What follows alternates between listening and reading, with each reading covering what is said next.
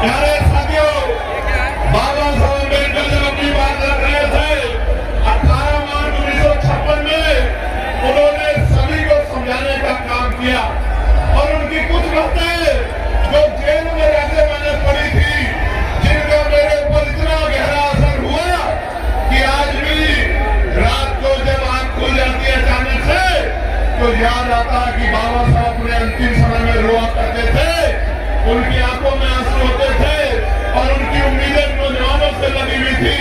बाबा साहब ने यहाँ कर्मचारियों के बारे में कहा कि कर्मचारियों ने मेरा साथ नहीं दिया, लेकिन मैं धन्यवाद देता हूँ कि आज देश के बहुत सारे कर्मचारी अधिकारी अपनी सामाजिक जिम्मेदारी का निर्वहन कर रहे हैं।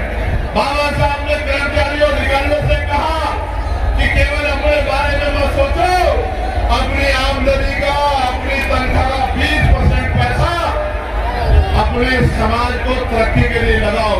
मैं उन कर्मचारियों का धन्यवाद दूंगा जिन कर्मचारियों ने बाबा साहब की बात को माना, और जिन्होंने नहीं माना मैं उनको आगाह करते हुए कहना चाहता हूं कि आप बाबा साहब का साथ नहीं दे पाए, लेकिन अब बाबा साहब के बच्चे मैदान में हैं।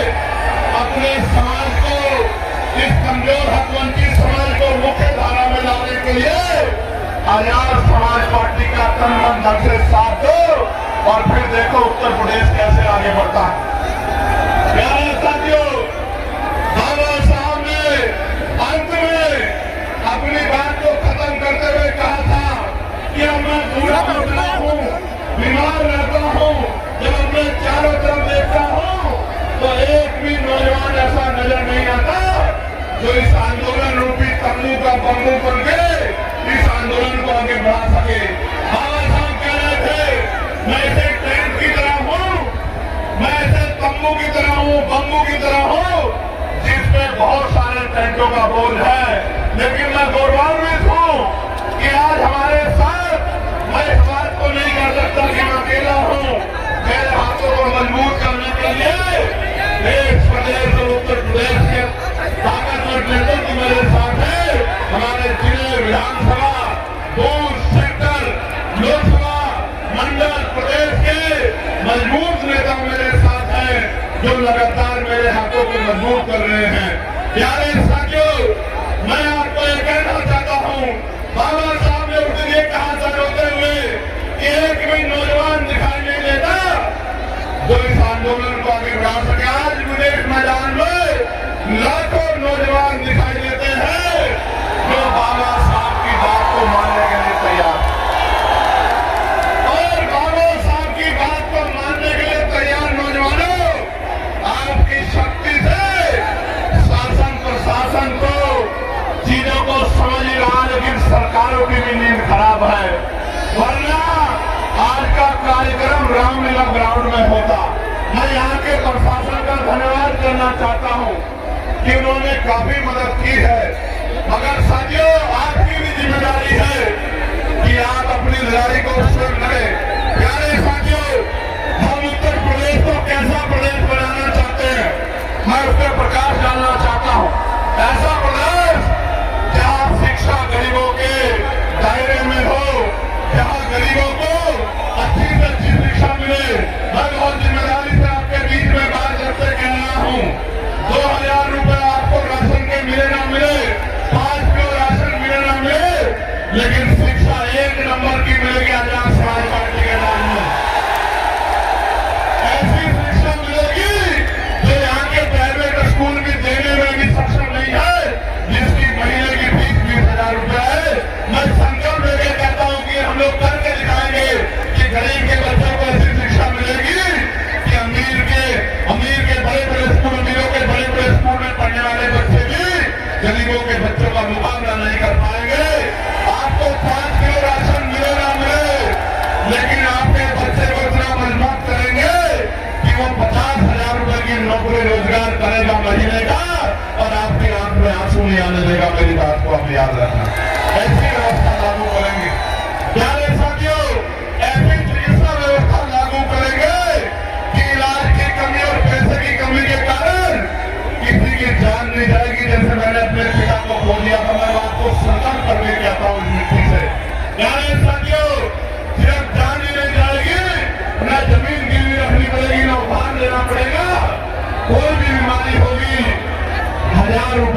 कम में आपका इतना अच्छा इलाज होगा कि आप बीमार होकर चले तो जाओगे, लेकिन खुशहाल होकर अपने परिवार के बीच में आओगे। ऐसी व्यवस्था हम लोग करते रहेंगे उत्तर प्रदेश। प्यारे साथियों, लक्ष्यदार भाषण को आप 75 साल से सुनते आ रहे हैं। एक हमारे पुराने आंदोलन के अलावा किसी ने गरीबों की सुन लेने का काम नहीं किया जाता जी। तो मैं ये कहना चाहता हूँ कि और कोई करे ना करे, पढ़े लिखे नौजवानों को रोजगार देने का काम आजाद समाज पार्टी 1 साल के अंदर करने का काम करेगी। मेरी बात को भी याद रखना। रोजगार देने का काम, आपके आंसू पोंछने का काम, आपकी जेब को मजबूत करने का काम, आपको सपने पूरे करने का अधिकार आजाद समाज पार्टी आपको 1 साल के अंदर अवसर बना के देगी। प्यारे साथियों, आज कानून व्यवस्था का क्या हाल है? आज कानून व्यवस्था का हाल खराब है। जुल जाति अत्याचार हो रहा है, बहन बेटियों की इज्जत लुट रही है। मैं आपको संकल्प करके कहता हूँ, अगर कोई अपराधी किसी बच्ची की तरफ आग उठा लेगा तो मुख्यमंत्री को भी कह रहे थे, मैंने मेरठ में भी पूछा था कि हर चुनाव में यमराज खड़े, यमराज न खड़े हो, लेकिन पुलिस को इतनी शक्ति दी जाएगी कि किसी गुंडे की हिम्मत नहीं होगी बहन बेटे की तरफ आग उठा ले। और अगर उठाएगा, अगर कोई गुंडा उठाएगा तो आज की पुलिस तो 1 गोली मारती है, 2 गोली मार के उसको जो है पूरी जिंदगी के लिए इस लायक नहीं छोड़ेंगे कि वो किसी बहन बेटी की तरफ आग उठा के देखने का काम करे। जब मैं बात कह रहा हूं तो मीडिया के लोग मेरी आलोचना करेंगे अपने दफ्तरों में बैठ के कि चंद्रशेखर आजाद कह रहे हैं कि 2 गोली लगवा देंगे। लेकिन मैं कह रहा हूं, बाबा साहब अम्बेडकर ने कानून मंत्री पद से इस्तीफा दे दिया था बहन बेटियों को हक अधिकार दिलाने के लिए। इन बहन बेटियों के सम्मान के लिए 1 नहीं 2 गोली तो दरिंदे को लगनी चाहिए, जो बहन बेटियों की तरफ उठाने का काम है, लगनी चाहिए, लगनी चाहिए। प्यारे साथियों, आज महंगाई ने कमर तोड़ दी है। मेरे आज भी याद है 2004-5 में सोना 10,000 रुपए हुआ करता था। आज कितना है? 1,54,000 रुपए। 1,15 लाख तो नहीं आए, लेकिन सोना 10,000 से 1,54,000 रुपए हो गया। किसी गरीब के अंदर हिम्मत नहीं बन पा रही है कि वो शादी में सोने की व्यवस्था कर ले। मैं आपको कहना चाहता हूं, ये सोने का दाम ऐसे नहीं बढ़ा। हमारे प्रधानमंत्री जब मुख्यमंत्री हुआ करते थे गुजरात के, तो कहा करते थे कि रुपए की कीमत ऐसे नहीं गिरती है, रुपया गिरता है तो प्रधानमंत्री की साख गिरती है। लेकिन आज रुपया कहां चला गया, प्रधानमंत्री जी को नजर नहीं आता।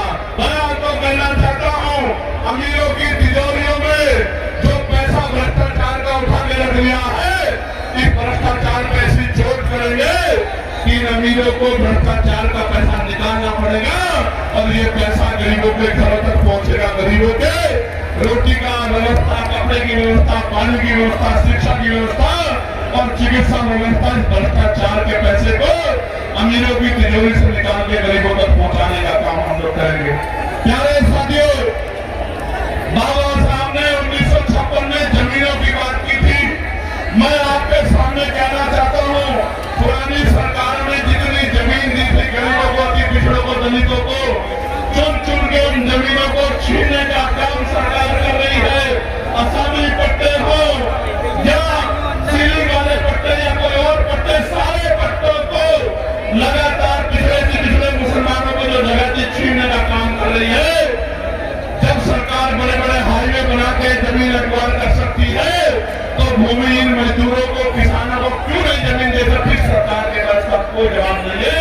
और जिन्होंने 70 साल में घर बना के जो लोग रह रहे हैं, जैसे मथुरा में बस्ती को उजाड़ने का काम सरकार करने की बात कर रही है, जहाँ गरीब दलित वाल्मीकि समाज के लोग रह रहे हैं।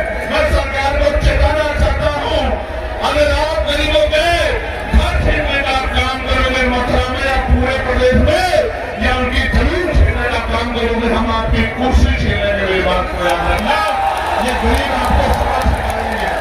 प्यारे साथियों, मैंने पार्लियामेंट में एक बिल लेके आया था निजी क्षेत्रों में आरक्षण का। आपने पढ़ा होगा, सुना होगा कि दलितों निजी क्षेत्रों में आरक्षण मिलना चाहिए, क्योंकि सरकारी नौकरियां 2% है, प्राइवेट सेक्टर में आरक्षण मिलना चाहिए। बड़ी बहस हुई, कोई कहता है चंद्रशेखर आजाद को निजी क्षेत्रों में आरक्षण की बात कर रहे, बात नहीं कर रहा हूं, राजकाज बनने दो। पिछड़े अति पिछड़ों दलितों को 98% प्राइवेट सेक्टर में आरक्षण देने का काम हम लोग करेंगे, रोजगार देने का काम हम लोग करेंगे। मेरी बात को याद है, ये प्राइवेट सेक्टर किसी पूंजीपति का नहीं है, ये सरकारी पैसे से बनता है, सरकारी जमीन से बनता है, गरीबों के हक से बनता है। इस 98% प्राइवेट सेक्टर में आज आगरा की धरती से संकल्प हम लोग लेते हैं। इस 98% प्राइवेट सेक्टर में इन उद्योगों में कमजोर वर्गों के लोगों को हम लोग आरक्षण देने का काम करेंगे। इस बात का मैं आपको विश्वास दिलाता हूँ। आपको याद होगा, एक पार्टी है जो अपने आप को नारा लगाती है कि हम दलितों, पिछड़ों, मुसलमानों की पार्टी है, मिलकर ध्यान रखते हैं। प्रमोशन में रिजर्वेशन का बिल फाड़ने वाली पार्टी कभी दलित, पिछड़े, मुसलमानों की जैसी नहीं हो सकती। मेरी बात को आप याद रखना। मैं आपको आगरा की धरती से चेताने का काम कर रहा हूं। ये आपकी वोटों को लेने के लिए तमाम तरह के कपड़े, तमाम तरह की भाषा बदल के आएंगे। ये आपके हितैषी होते तो आपके कर्मचारियों को डिमोशन का सामना नहीं करना पड़ता, आपके कर्मचारियों को खून के आंसू नहीं रोने पड़ते। इस बात का आपको एहसास होना चाहिए। और अगर हम लोग को मौका मिल जाएगा तो पिछड़े, अति पिछड़ों को भी दलितों के साथ प्रमोशन में आरक्षण दिलाने का काम हम लोग उत्तर प्रदेश में करेंगे। मेरी बात को आप याद रखना। प्यारे साथियों, मैं तो यही तक नहीं, मैं सामाजिक न्याय को मानने वाला व्यक्ति हूँ। आगरा की धरती में खड़े होकर कह रहा हूँ, इसलिए तमाम लोग मेरे पीछे षड्यंत्र कर रहे हैं कि दलितों की तरह पिछड़े वर्ग के लोगों को भी पॉलिटिकल रिजर्वेशन हम लोग दिलाने का काम करेंगे। विधानसभा, लोकसभा में मेरी बात को आप याद रखना। जो कोई नहीं कर पाया वो बाबा साहब अम्बेडकर के बच्चे करके दिखाएंगे। मुस्लिम भाइयों, आपकी तैयार हिम्मत करके दिखाओ। आज आप समाज पार्टी आपको भी संख्या में डालते, आप रहेगी। मेरी बात